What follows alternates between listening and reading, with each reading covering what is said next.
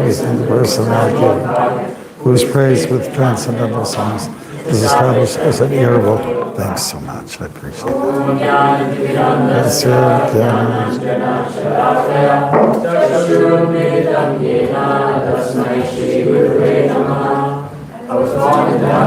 because my spiritual master opened my eyes with the torchlight of knowledge. I offer my respectful obeisances unto him. Srila Prabhupada Ki. Today we're looking at the Bhagavatam, and it is Canto 9, and Chapter 4, Ambarish Maharaj offended by Durvasa Muni. Okay? And we're going through several texts, right? Yes, we are reading 41 to 48. 41 to 48. Oh, it's not so bad. And we are focusing on 48. Okay, 41. O best of the Kura dynasty, after he drank some water, King Ambarish meditated upon the Supreme Personality of Godhead. His heart waited for the return of the great mystic Durvasa. After executing the ritualistic ceremonies to be performed at noon, Durvasa returned from the bank of the Yamuna. The king received him well, offering all respects. But Durvasa Muni, by his mystic power, could understand that King Ambarish had drunk water without his permission.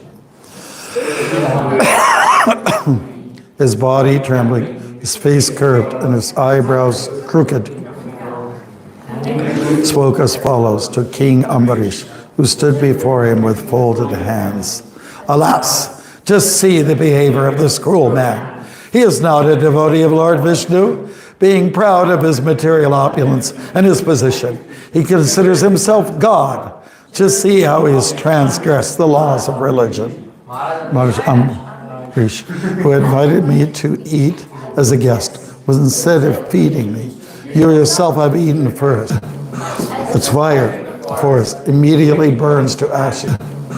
Its fire, forest, immediately burns to ashes.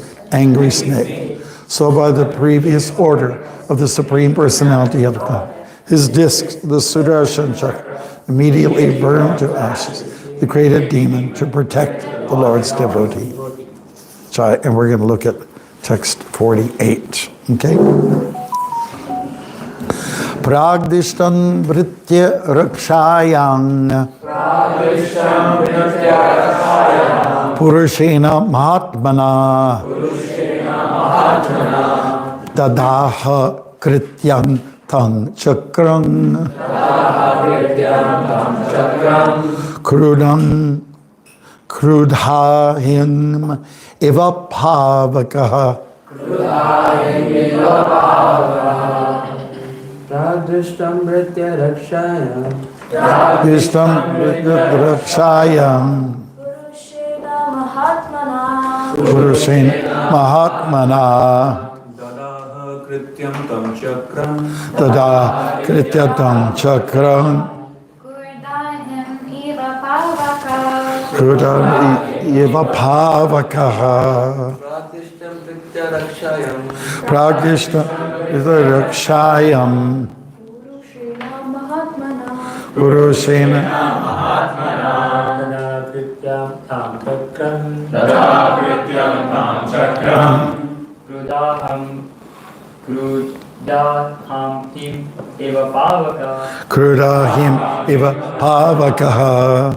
Pragdishtam pritya rakshayam. Pragdishtam Brita Rakshayam. Purushena mahatmana. Purushena Mahatmana. Dadaha krityam tam chakram. Dadaha Kritya Chakram. Krudahim eva Krudahim iva pavaka. pavakaha. Pragdishtam Bharataraksham. Pragdishtam Brita Rakshayam. Purushena Mahatmana. Purushena Mahatmana. Dadaha krityam tam chakram. Dadaha Krityam Chakram. Krudahim eva pavaka. Isn't there supposed to be a response to that? To everyone? Okay, all right, whatever. Prakdishtam, as previously arranged. Britya Rakshayam, for the protection of his servants.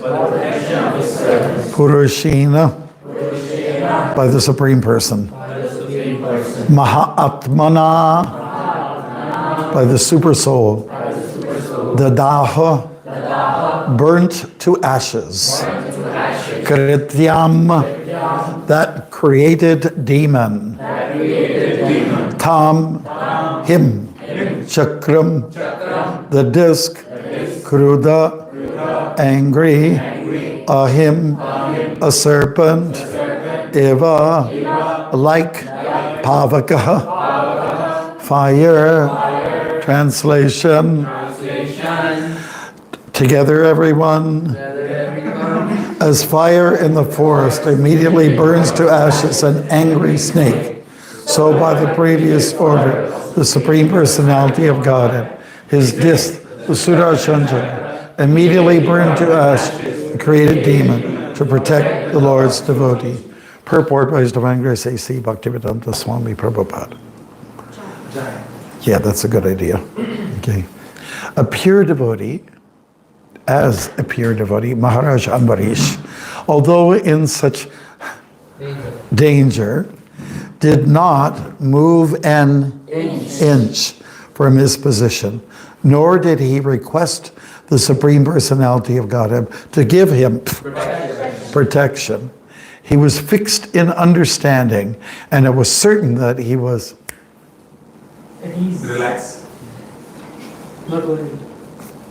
Relax. Calm. simply Mindful. thinking of the Supreme Personality of Godhead in the core of his heart. The devotee is never fearful of his death, for he meditates on the Supreme Personality of Godhead always, not for any material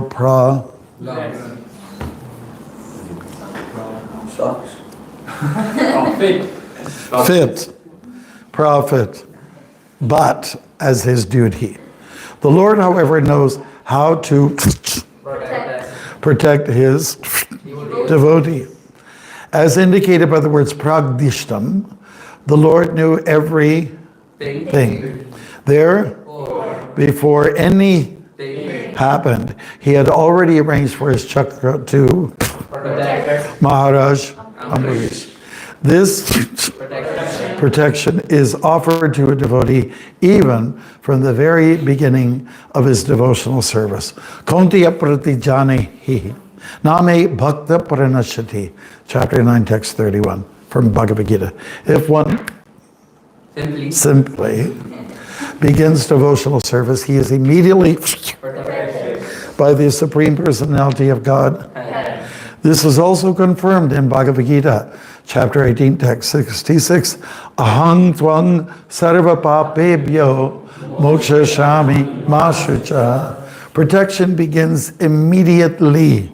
The Lord is so kind, and is also that he gives the devotee proper guidance. He's so kind and merciful that he gives the devotee proper guidance and all protection, and thus the devotee very peacefully makes solid progress in consciousness. Without outward disturbances. Very good. Who said that? Very nice.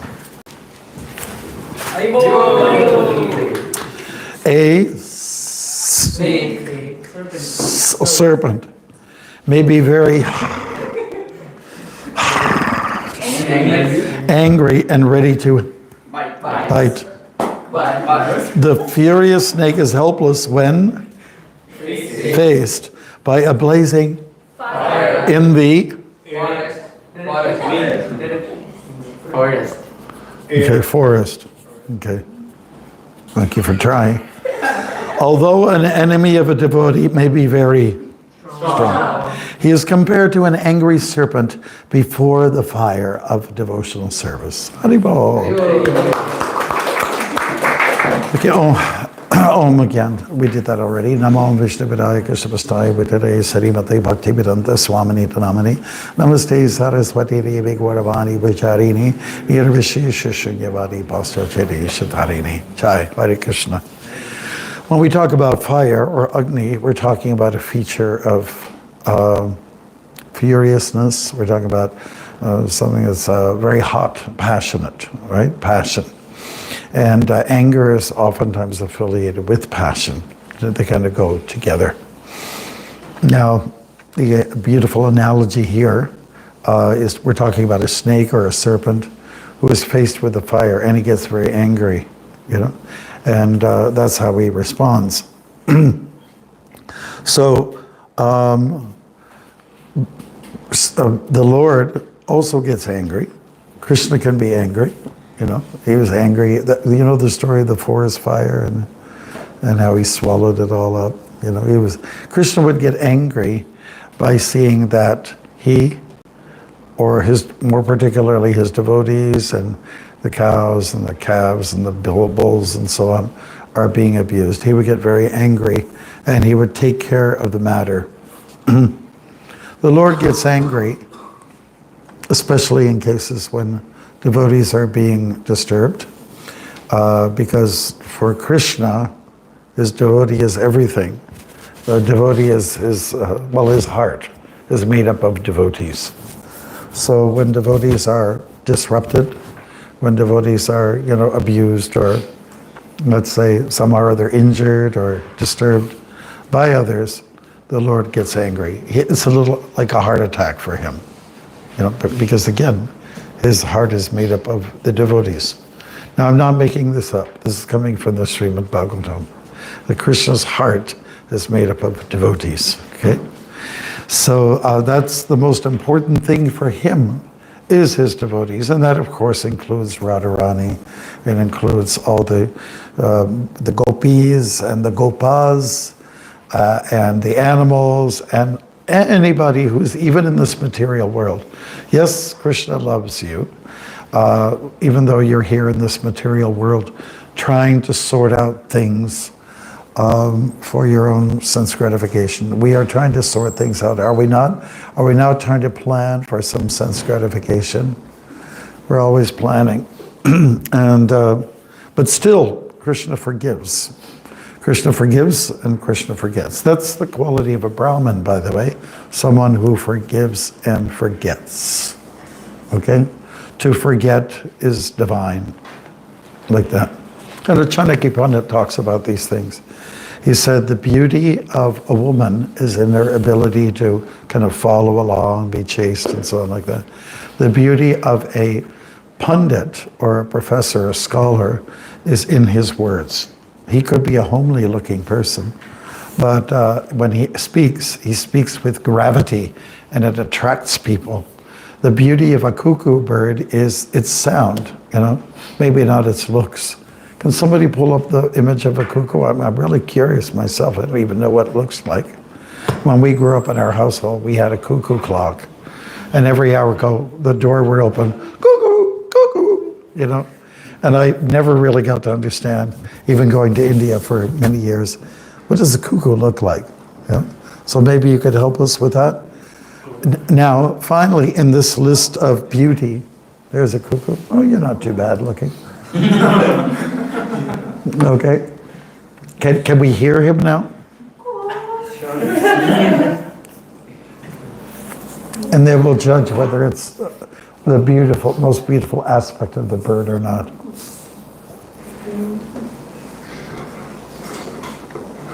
Can we get it, this yuga group?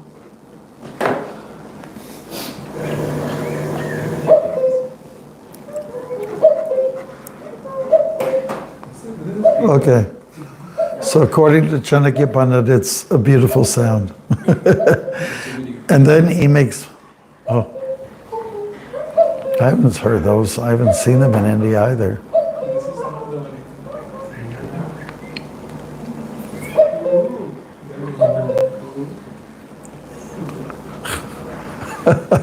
That's beautiful, isn't it? Haribol. So Chanakya Pandit mentions in the list of these items what is beautiful in certain itemized persons or personalities. There's one more that we didn't mention just now. And for a Brahmin, the beauty of a Brahmin is his ability to forgive, forgive, even if he's been personally injured, okay?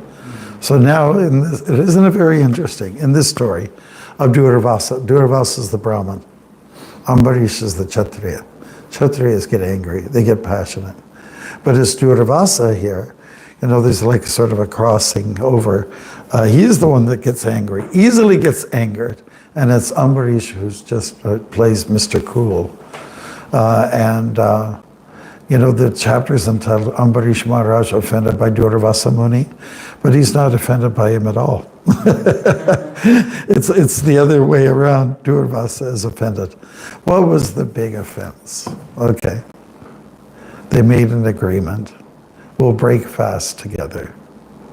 We'll break fast together at the appointed time. And then we'll break fast and together. But Durvasa Muni showed up late at the Dwadashi. They were fasting for the Ekadashi. He showed up late, and then it was Ambarish who was a little anxiety. Oh God, what am I going to do? I want to do the right thing. And the right thing was, in his estimation, is let me drink some water. At least I will have broken the fast. That was our agreement. Let's break the fast. Not necessarily, maybe with water, yes. Hare Krishna. Cheers. And so he was drinking water. He was in the midst of drinking water. Then Durvasa comes in.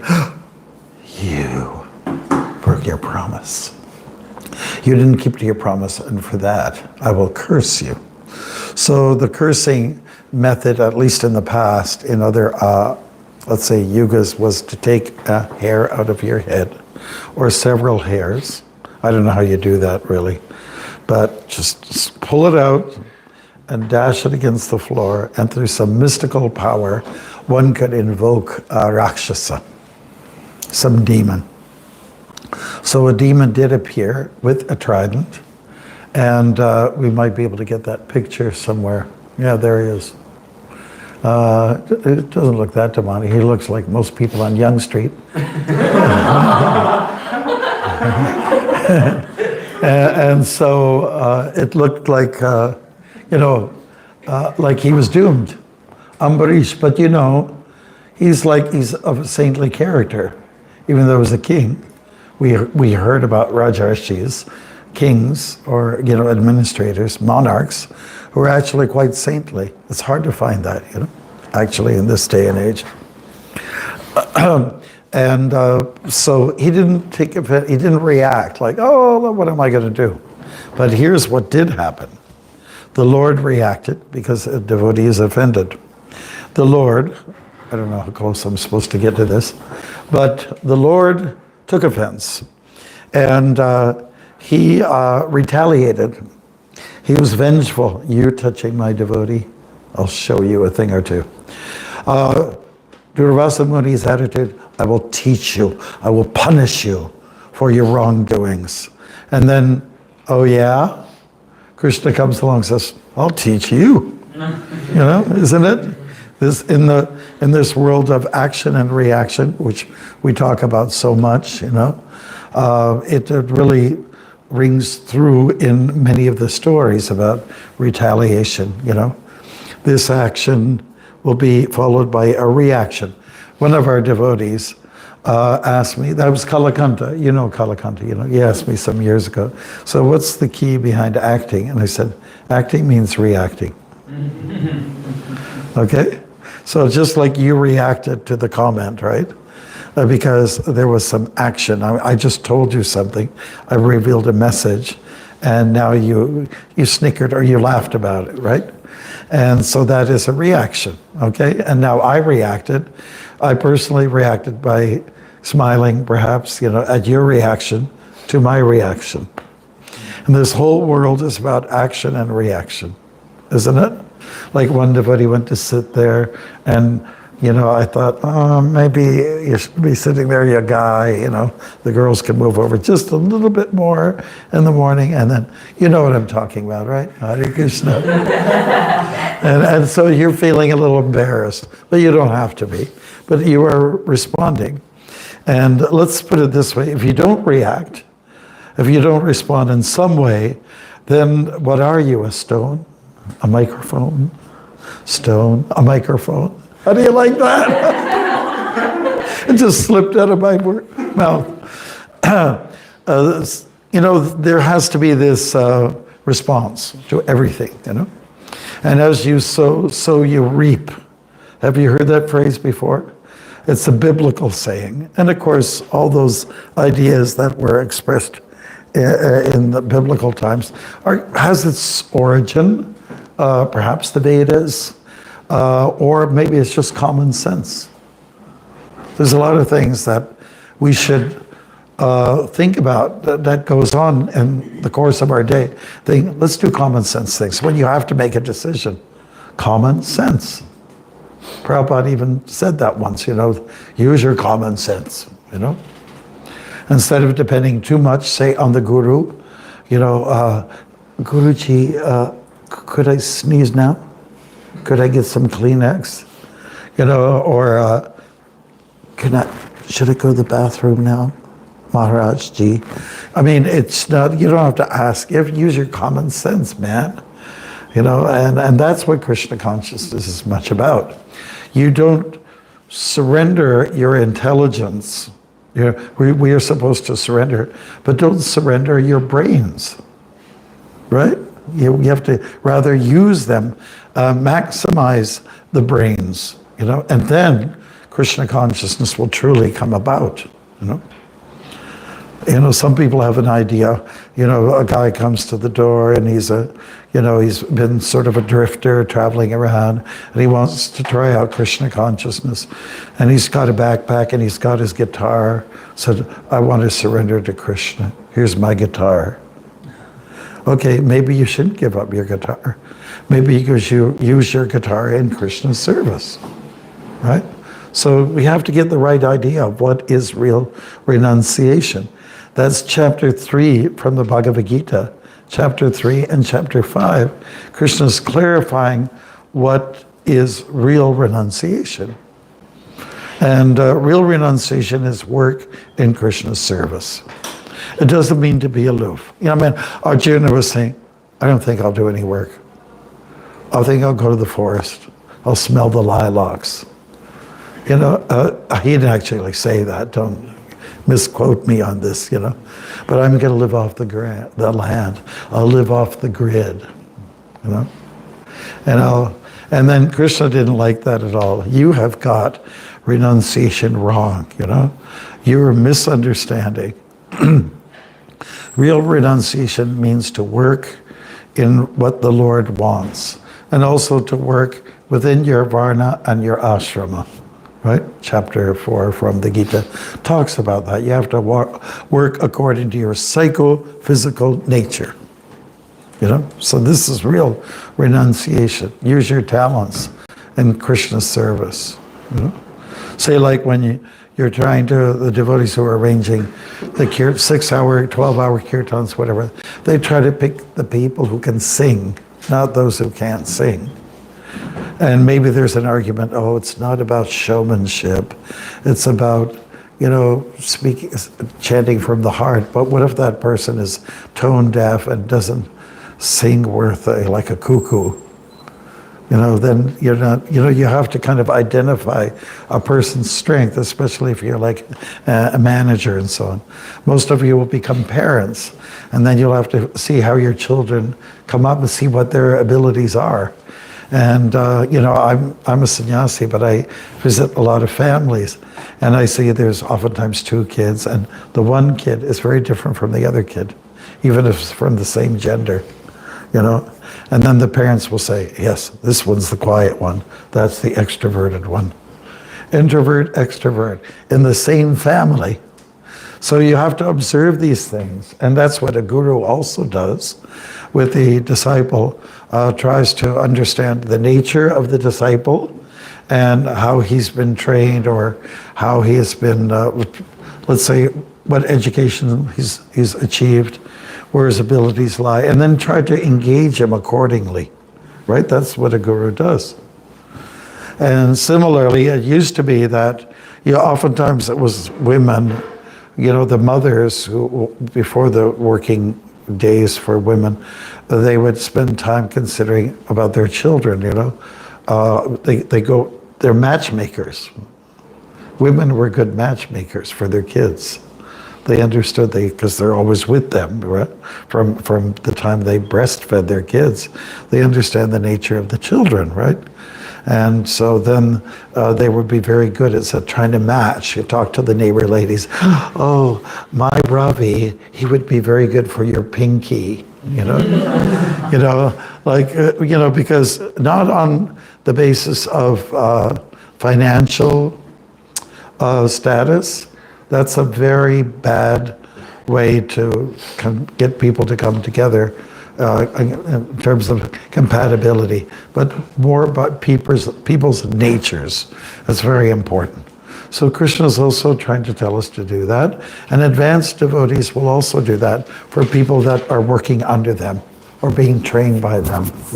So some of you are natural. Many of you, in fact, I must say, I'd say many of you, if not most, if not all of you, have Brahminical qualities in this room. I'm not joking. You are one of them. But he is difficult tasks because of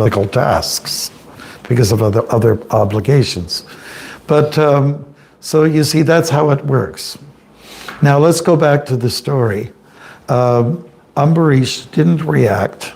It's not that he didn't believe in karma, to the monster that was coming at him. On the other hand, Durvasa Muni, who's very sensitive, overly, he did react to the Sudarshan Chakra that was coming at him. And he was just like fearful. What do people do when they're in a fearful state? Does anybody know? How do they react? Because Arjuna reacts when he's fearful, so I'm just asking, what are some of the ways that people react when they're in fear? They tremble. What else? Horrified. Yeah, but how were they horrified? How did they demonstrate it? Cry. Huh? Cry. You might cry. Yeah. What else? They panic and try to run away from the situation. They may run from the situation. Their hairs may stand on end. They might get angry and retaliate. So these are some of the symptoms that seem like Durvasa Muni, he wasn't so mature in his Krishna consciousness. We've all read stories about him. And he's the kind of guy that comes into the room and everyone straightens out, which is okay, right? Nobody wants to be cursed.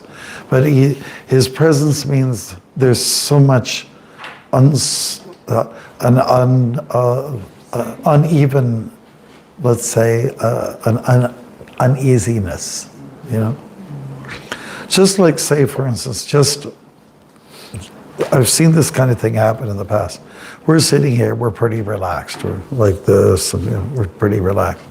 Now let's say if that door opens and it's somebody with a uniform, like the police. What will you do? Yeah, immediately you'll do this. Yeah. You'll respond in a way that attention, you know, and that's quite natural. Durvasa Muni, he also reacted most naturally, you know, but he was attached to his body. He was attached to his position for sure when the Sudarshan chakra came at him, and that chakra. The releasing of that chakra is a result of the Lord's anger. The Lord does get angry from time to time. Krishna gets angry when his devotees are disturbed. You know, because for Krishna, the devotees are everything. What's the verse? Kontiya pratijanihi name bhakta pranashati. You can look that up. Chapter 9, text 31. 9:31. You all can, yeah. Krishna knows everything, past, present, and future. So he knew like this is what is going to happen. So if he already knows what will happen, why he gets angry? Why he gets angry? He knows what's going to happen in the future. Well, for Krishna, everything's a drama. He's a dramatist. So he likes to see the play of emotions, you know. He loves the emotional expressions. You know, for Krishna, his idea of the world is full of color. It's full of color. It's full of the world of agitation, the world of joy, the world of sadness. Everything's like a stage for him. And, you know, time off, the Brahmajyoti. Which is what some of us do. Said, I've been around, you know, I've been busy all day. Somebody like Amalahari now, I've been very busy. And, you know, I'm saying that affectionately. I've been very busy, and he needs time to himself, which is sleep, right? Everyone needs some time. But downtime, uptime, and downtime. Okay? So this is Krishna's disposition. This is the way he is. So it's interesting to see how people react. You think the king was very attached to his position, to his what he's acquired, accumulations, his throne, his clothes, his wardrobe, his people who were serving him, etc. His kingdom, he's very attached. But this Ambarish was, so whatever you want, my lord. If that's what you want me to do, to leave now because of this monster coming at me with a pitchfork. You know, if that's what it is, so be it. Yeah? Que sera, sera. You know, que sera, sera. Do you know that song? Do you want to sing it for us? Que sera, sera. Whatever will be, will be. The future's not ours to see. Que sera, sera. Que sera, sera. Means that whatever comes of its own accord. You know, that's why it's good. I found personally it was very helpful for me to go on the long walks because you're ready to accept whatever the weather brings you. You just have to accept it, you know, like with dignity, you know. Let's say there's a major rain shower. Okay, walk through it, you know. Let's say there's a snowstorm. Walk through it. There's nothing you can do. There's no shelter. You're in the mountains, you know. What are you going to do, you know? And or the sun is beating on you really hard. Or when, oh, he found the song. I know it. Do you want to sing it then? Or play? You want to play a little bit?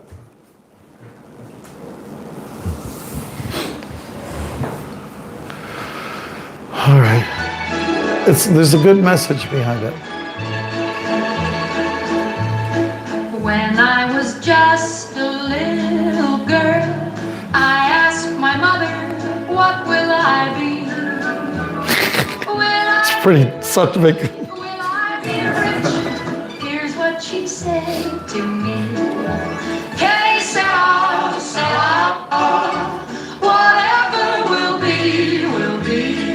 Okay, you get the gist of it. flowers to see. Haribol. Yeah, there's a strong spiritual message behind that song. You know, even with mundane songs, you know, artists have picked up some good messages that are of expressing truth. You know, so this is what we need to, you know, to work with this kind of mentality. And if you have an ability to change a circumstance, then do it. Especially it's for others' protection, other people's protection, right? But if something is coming at you and you can't do much about it, then you know, just take it. You know, whatever comes of its own accord. This is one of the strong, powerful messages behind this Leela. The example is Ambarish, not Durvasa. So to compare notes, these two characters, they're very colorful. They're very interesting. You would expect more from Durvasa, who's the sadhu, the sage. But he's kind of disappointing us. On the other hand, Ambarish, who has a lot to be proud of, position, power, wealth, he was detached about it. Okay?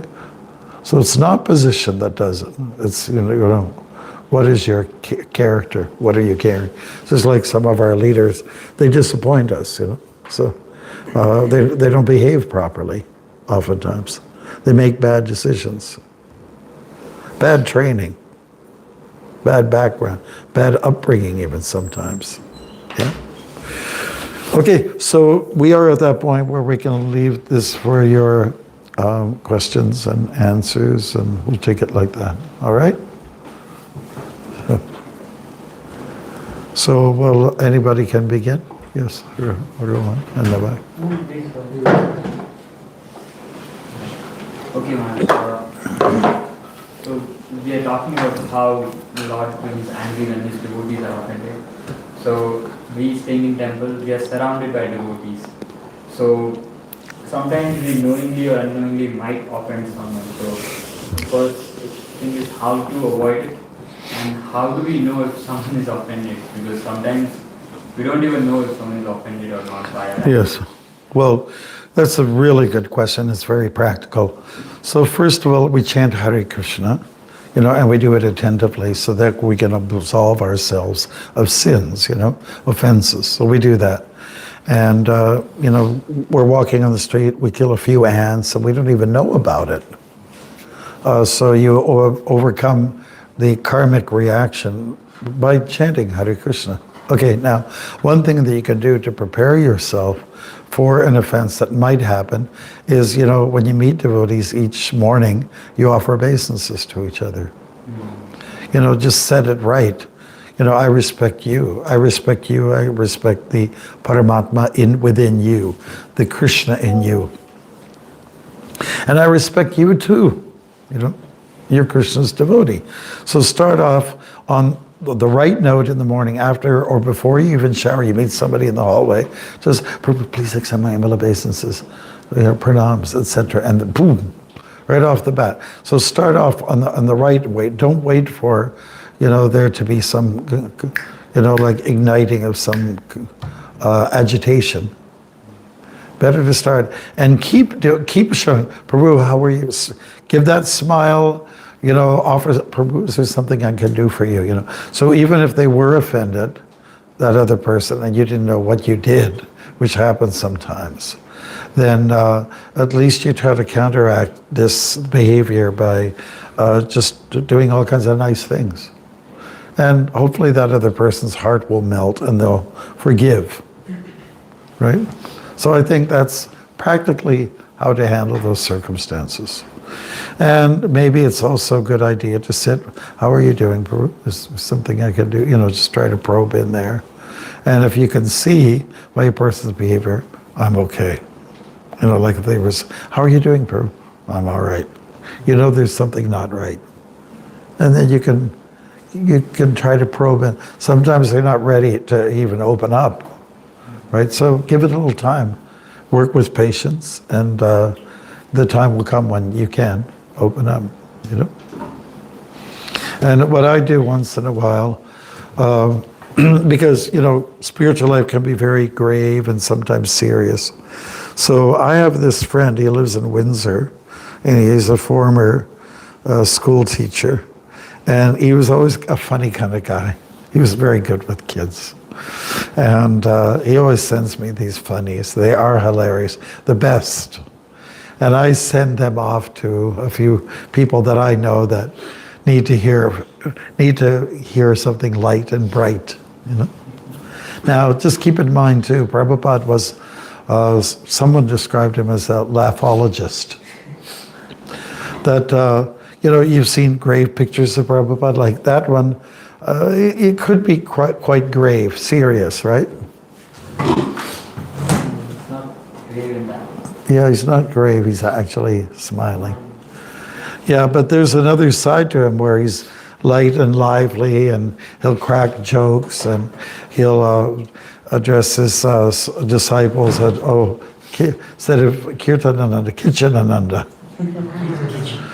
Instead of Shruti Kirti, Shruto. Or Gargamuni, who'd like to get money, Gargamani. He had names for everybody, just to lighten up the atmosphere. And he'd tell funny stories based on, like some of the Bengali stories that he grew up with, Gopal Ban Prabhupada tells stories of Gopal Ban, who's like a court jester for a king. So he's breaking up the day with, moments of lightness and brightness. So when you add that a little bit to the course of your day, that helps a lot to break the ice. And then once that's done, maybe the person that you're having a hard time with to open up their heart might just do the surgery at that time. Is that okay? It's just practical. Let's get in. How many of you offer obeisances to each other in the morning? I know you offer obeisances to me. You offer obeisances to me in the morning, right? We do it while we are doing our morning program. So at the end. Okay, we could do more. We could do more. But to make it personal, that's part of the regimen. That's part of the regimen. But when you do it from your heart, and you see somebody, Prabhu, please accept my humble obeisances, and do it and mean it. Makes a big difference. So we'll start today. We'll start it right. We'll start today. Okay. Anybody else with a question? Rohan. Thank you, Maharaj, for the wonderful class. I have a question regarding the how Krishna saved Ambrish Maharaj from his Sudarshan Chakra. But we have seen so many pastimes before, like that devotees have prayed first, and then Krishna saved them. Devotees have Prayed to Krishna prayed for protection, like Kunti Devi, Gajendra, and even the Brajvasis also before the Golden Lila. But how is this? Like there are some cases, if I'm not wrong, but where Krishna protects them, even before they are praying. So how is it? Even if you're praying, Krishna doesn't protect? Is that what No, even before praying, Ambrish Maharaj didn't even pray to Krishna that please protect me. But Krishna just stand his Sudarshan Chakra to protect him. I just have a little trouble with you speak fast for me, Can you give me that last little bit again? So, in so many cases, we have seen that Krishna protects everyone. That I got. When the devotees Yeah. have prayed, like Kunti Devi, everyone. Yeah. And in this case, Ambrish Maharaj didn't even pray to Krishna, please Yes. protect me. Yeah. But Krishna saved him with the help of the Sudarshan Chakra, even before he prayed. So, how is this a special case or something? Oh, is this a special case? Yes. And like I said earlier on, Krishna's into the drama. He's into the theatrics. And he always puts interesting twists to every story. There are exceptions, yeah. But Ambarish in his mind, like if somebody is a saint and he's aloof, really, he demonstrates that aloofness by, Krishna will, whatever's coming to me, it's Krishna's arrangement. What about this? We just went through, Ram Navami and not so long ago, and that whole story about how Sita was protected by Agni. That's an interesting twist of the story, isn't it? And all the while, Krishna's, Ram rather, is trying to protect, she's already protected. She's safe. And he's going through this big ordeal, this whole drama, which involves a cast of millions, right? Only to find out that, that was a Maya Sita, wasn't the real Sita. Look at the drama that he's created for himself and for us.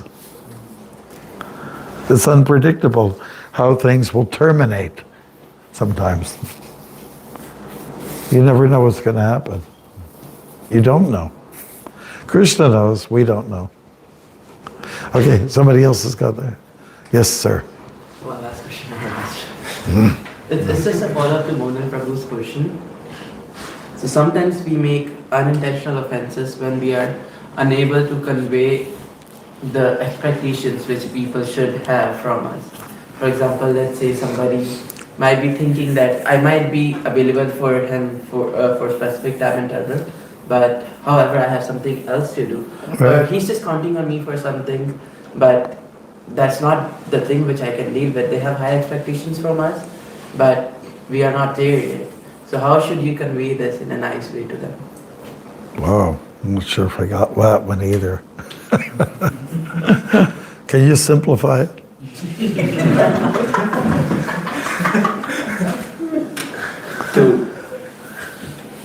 Sometimes people get offended when People they get have high offended. expectations from us. However, we are not there yet. So how do we tell them that we are not there yet? How should we tell them that your expectations are too high? Yeah. However, Well, why don't you just tell them? Yeah, I'm not sure if I can come up to that level, Prabhuji. Can you make it a little more simple for me? Is that okay? I'm not too advanced yet. I'm a member of the Kali Yuga. I was, I was a big meat eater before. I was a sex monger or whatever.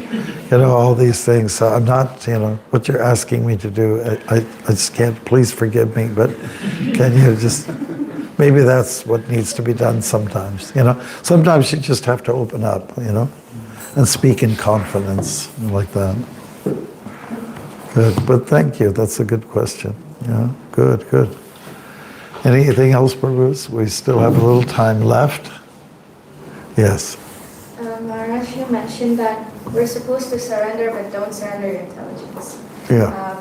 When do we know that I shouldn't use my common sense here and I should ask for help? Like, where do we can't take everything into our hands and we can't decide everything for ourselves. So where do we draw the line? Well, either or. Maybe you're in a situation there isn't anybody to consult with, so you have to use your own common sense, right? Say you're in the middle of the Sahara Desert, You may have to make a big decision. Well, there's no one else to ask. Krishna, pray to him. Yeah, but you have to use common sense.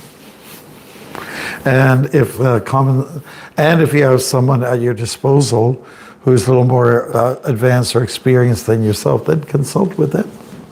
That's what they're there for. People live to do service, and some people have that service to advise, to counsel. Use either or, but don't just do nothing. And the common sense oftentimes arises from experience.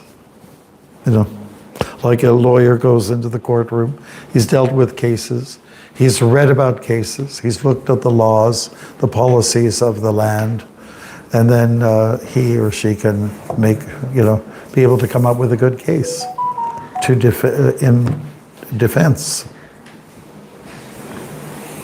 So, right? Go for the experience. Every time you have something going on, it adds something adds a richness to your life. Every day is a new richness, and it's shown by that white hair that comes out. Or like, I was walking through the forest there in Ohio, and I was asking the young devotees, do you know how old a tree is? Is there any way to tell? And they didn't know. So I said, well, see this tree, this stump, it was cut off here, and there's lines in the tree. Each line represents a year, because the sap has run up and it's run down. That's how the lines are created. So you can tell the age of a tree by looking at what it's structured, what it's made up of. So every time you have an experience, good or bad, it adds something to your life that will help you to deal with challenges that are yet to come. John. All right, so I guess that's it. It's 8:30, and now we're going to take prasadam, and we're going to read about Prabhupada. I need a certain book. Okay? Jai. Thank you so much for the great questions. Panchakalpatarubhyascha kripa sindhubhyeva cha patitanam bhavanebhyo vaishnavebhyo